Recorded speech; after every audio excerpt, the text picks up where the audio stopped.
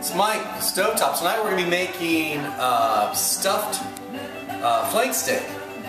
So to get started, make sure you've got a nice cab since you're making beef. You don't want to be drinking white wine. If I had my druthers, I'd have Rodney Strong. My favorites. Alright, so this is going to be fun and easy. First thing to do is if we're going to make a nice wine reduction sauce, we're going to start out with a couple cups of beef stock. And take some of your cheap wine, maybe someone brought over or something, and put about that much in, and it's going to cook a long time. I'm going to bring it down and make a nice sauce. And over here I've got some chopped onions and garlic, and I'm not going to think too much about it. I'm just going to grab a little bit, throw it in there just for flavoring it. And over here I've got some sprigs of rosemary, and we'll throw that in there. We'll turn up the heat and let that cook down. It's going to take some time, just let it be. Next, let's get this. The flank steak is going to be stuffed with mushrooms, onions, blue cheese, and garlic. Okay?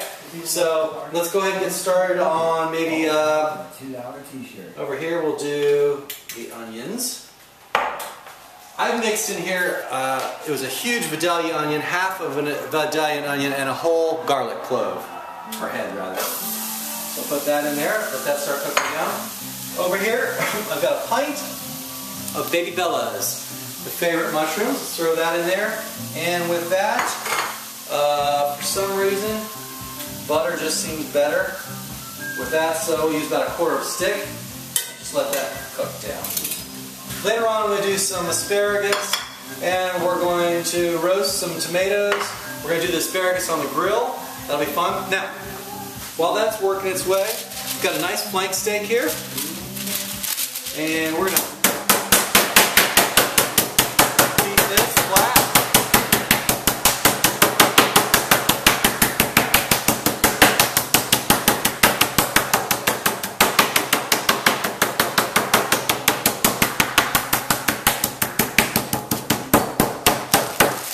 That's probably good enough.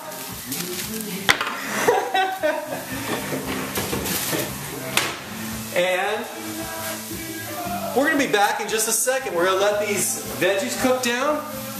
I'll get this ready. And next time I see you, these will be all sauteed and ready to stuff. That's how fast and easy this can be. Thanks. See you in a minute. Hey, we're back. And while you're gone, we got these onions caramelized. It was only like 10-15 minutes or so, but you didn't want to watch that happen. We got these onions caramelized now. Look at the mushrooms, they're looking great. By the way, I forgot to mention, don't overstuff your pan with your mushrooms. They release a lot of water. They'll never get brown and crispy the way you want them. They'll just end up like they're boiled. So don't put too many in there. So that's why those look nice. Also, while you're gone, I threw some cherry tomatoes in here with just butter. And we're going to hit everything with a little salt and pepper. Be really specific, put about that much. Just kidding. Okay, so also, while you're gone, look how this has reduced in only 10 minutes or so. It's about half of where it was. By the time we're finished, this will be down to about 1/10 of where we started. And they'll be nice and thick to be a perfect little sauce. So we're going to take these onions. We pounded our steak down. Also, while you're gone, I grabbed some blue cheese, and this is ready for us here. So we just kind of put this on the steak like that. And then we grab iron skillets. They're always hot. So we're going to throw our mushrooms on there.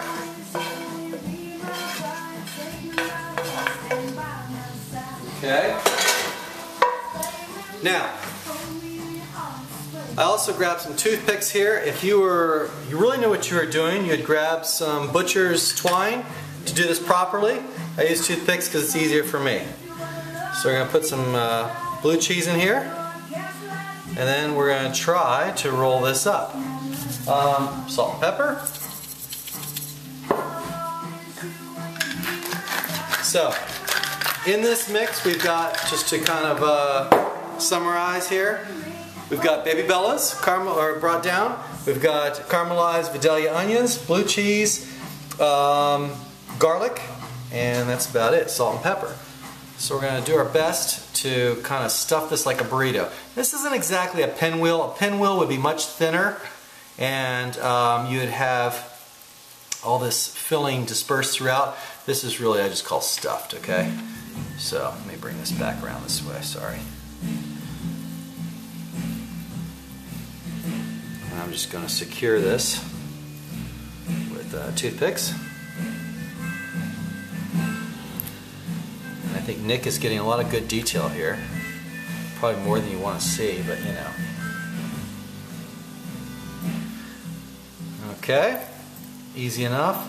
Now we're going to hit it again with salt and pepper. I have a pre-greased Pyrex here. We're going to lay this guy on.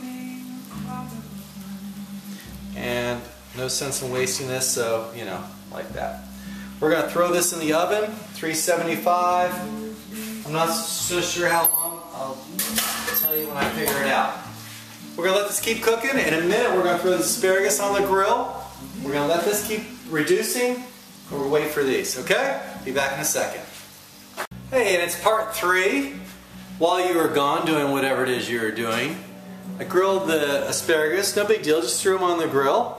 They don't necessarily taste any better, they just look a little more exciting. I also cut some nice French bread up. We'll put that in the oven at the last minute.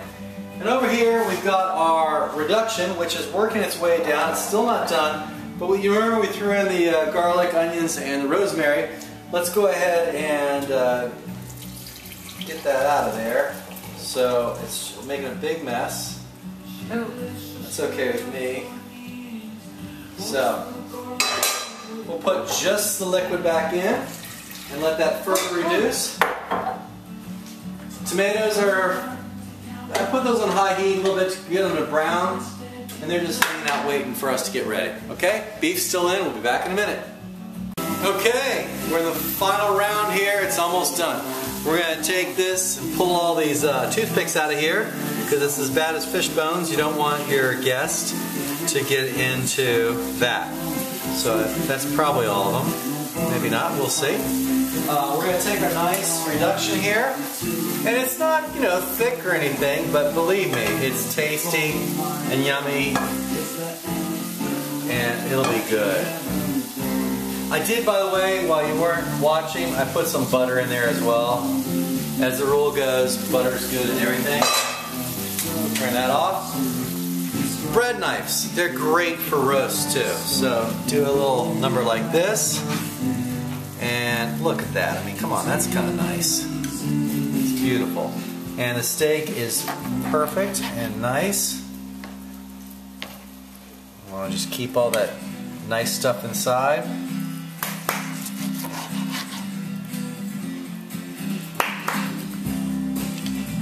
Okay, looking good. Now, what I was thinking we would do, well, I was actually thinking that I would do this before the steak, so I've kind of blown that, but that's okay. We'll put the asparagus on the side. I was going to do some kind of spoke thing, but that's alright. In here, I threw the bread that we cut earlier in the oven. No garlic, no butter, no nothing, just sort of just bread. So that's looking good, so let's do this. Let's cut a few more pieces.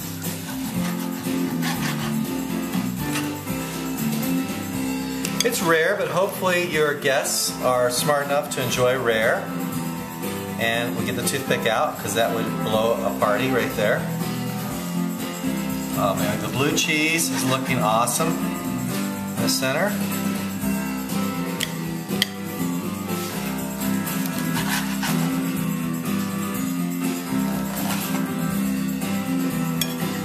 Okay, we'll add some asparagus on this side.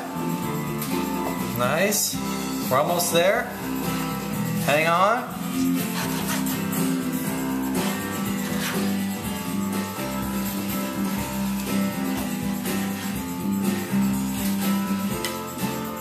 Maybe odd to have 3 people over, but that's the way we're going playing tonight. Okay, nice. Let's hit the asparagus with a little lemon. Tomatoes. Thank you. There's also tomatoes. Even when I cooked them, I wasn't sure what I was going to do with them. I'm still not exactly sure, so I'm thinking like that. Kind of a, just a little garnish. Cut it look good. That's kind of could do no wrong. Okay. If you're a fan of pepper, I always put a little on top just to kind of... And we have Zeppelin on the radio. Woo! What do you think? Not too bad. Looks good. Yeah. It's man food. All right. It's chick food too. Come on. I mean, guys will like this. Girls will like this. Does it look all right? Unbelievable. So here's what you need to do. You need to get your video cameras out. You need to do your best dish and get it on StoveTop Hero. Make some money, get a t-shirt. All right. See ya.